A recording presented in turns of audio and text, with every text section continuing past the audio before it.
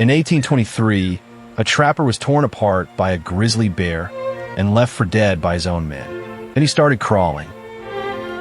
That spring, 100 men went up the Missouri River to trap beaver in a country no map had ever described. The most experienced among them was Hugh Glass, older than the rest and harder than all of them. Among the youngest was John Fitzgerald, a man who measured everything by what it cost him. And Jim Bridger, just 19 years old, on his first season in the mountains.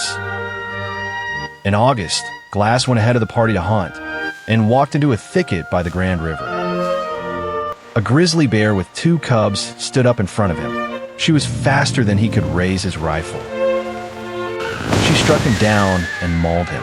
By the time the others arrived, the bear was dead, and so they thought was Glass.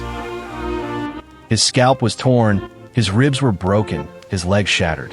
The men sewed him together and waited for him to die. But he did not die, and carrying him was slowing the party through country crawling with danger. So the captain offered money to any 2 men who would stay behind and bury him when it was over. After 5 days, they took his rifle, his knife, and his kit and left him in a shallow grave that was not yet needed. Hugh Glass woke alone. No weapon, no food, no horse, and 200 miles between him and the nearest fort. He set his own broken leg, wrapped himself in a bear hide, and began to crawl east. To stop his wounds from rotting, he laid his back on a fallen log and let the maggots clean them. He ate berries and roots. Once he drove a pack of wolves off a fallen bison calf and ate what they left.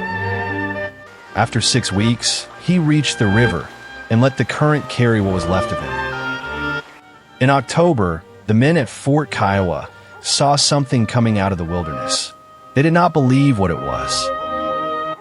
He hunted them both down, but he found Bridger was still only a boy, and he let him live. Hugh Glass died 10 years later, still in the mountains. But the story of the man who crawled 200 miles never died with him.